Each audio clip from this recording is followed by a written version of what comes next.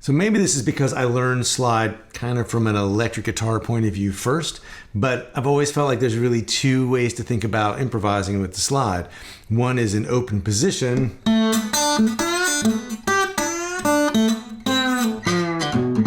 which I think of as pretty much the Rycooter way of going about it.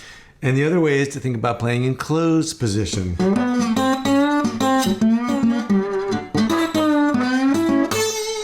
Which I think of as pretty much the Duane Allman point of view.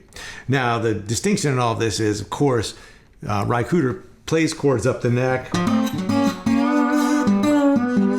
and Duane Allman played entirely in closed position, but in fact, the way that I really learned to play was by trying to take Duane Allman licks and play them over a steady bass or an alternating thumb. So I've always kind of poached from both of those sources, but then tried to apply it to this one kind of unified way of thinking about playing fingerstyle blues and adding slide into the mix. So in the last lesson, I talked about how to get some of those open position licks for the one chord. In this lesson, I want to show you just a couple of ways that you can start to go up the neck and play licks over the 4 and the 5 chord in closed position while keeping the thumb going.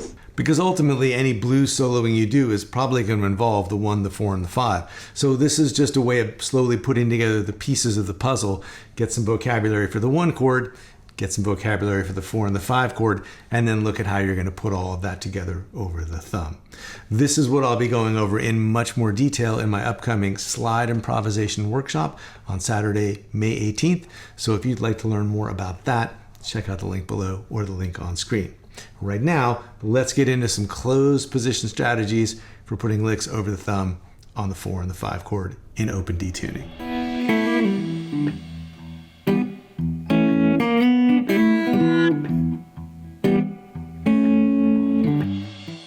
So this is really a 3-step process. First, we need to have, say, a single note lick in the closed position.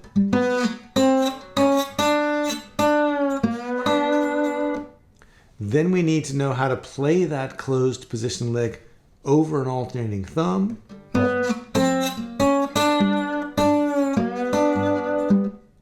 And then we need to be able to get from an open position 1 lick to that closed position lick, in this case for the 4 chord, and then back to the 1, so that we can have something like this.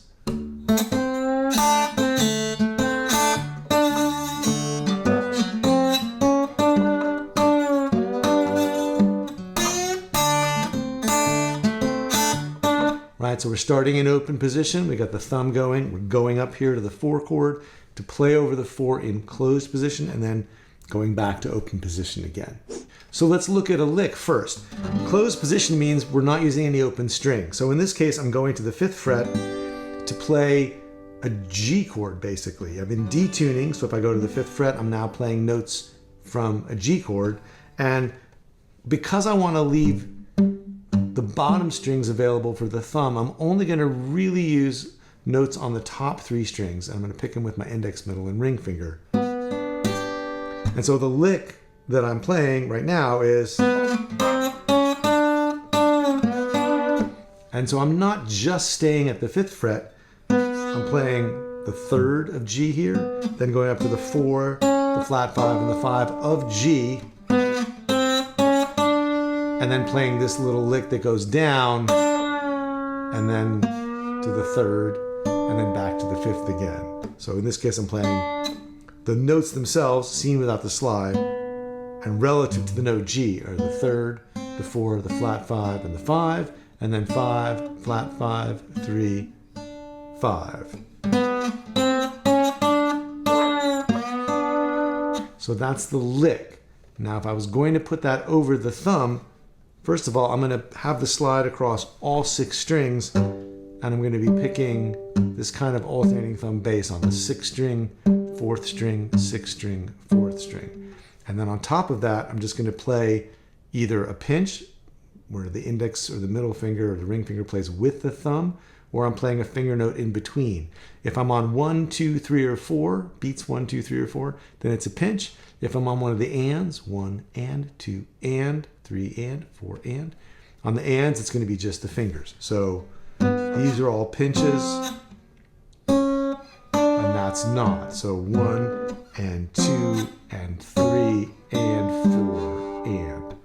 Now what's happening is you're playing some bass notes that are not literally these two notes. I'm not always playing the root of the G chord here on the 6th string or the 4th string.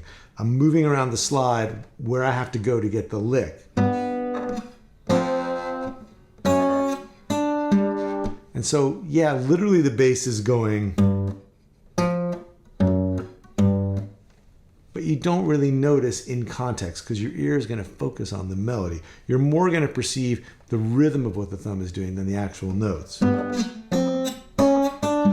that's true for the second half of the lick as well. Where now the thumb is going. Right, so the whole lick is.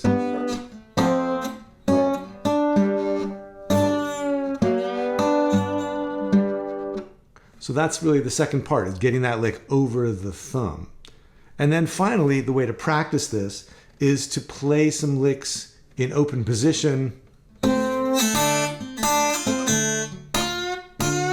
whatever that lick is, and then go to your new closed position lick. And then go back to the open position. And you can just alternate back and forth. Now, if that's more than you can manage right away, just practice with the thumb. And just do the 1 chord and the 4 chord. And then take some really simple licks on top for the melody.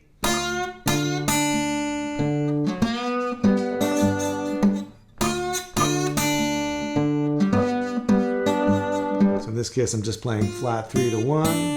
And then I'm playing the 3rd and the 5th of the G chord.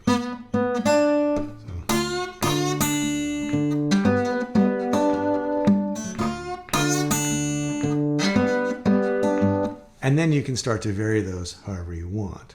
So that's really the idea. You can get a lot of mileage out of just these simple major and minor pentatonic licks that I talked about in the last lesson. And then what's going on here in the closed position. It takes a little, like you have to kind of ignore almost like, well, what is my thumb? What notes am I playing? You know, just don't worry about that for now. Let the thumb follow, doing the alternating thumb while you reach for the licks you want. You can always kind of tweak things later once you get the basic groove going on. And there's a lot you can do, even if you're just sticking to this little closed position area.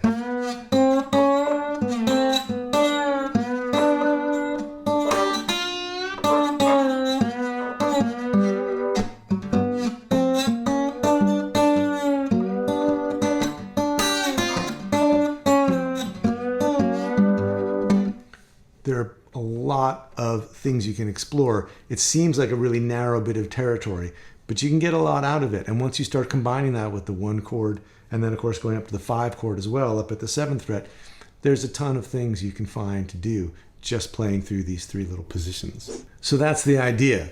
In my upcoming workshop called Slide Improvisation on May 18th, I'll be going through each of these ideas in a lot more detail. We'll work on getting a whole vocabulary together in the open position.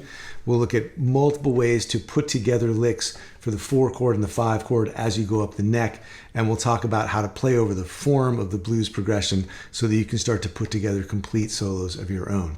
And of course, there'll be written out notation and tab for all of the exercises and examples, and a complete replay of the entire 2-hour workshop when you're done. So if that's something you'd like to learn more about and sign up for, check out the link below or the link on screen. And in the meantime, if you've got a question about today's lesson, leave it for me in the comments down below. I'd love to hear from you.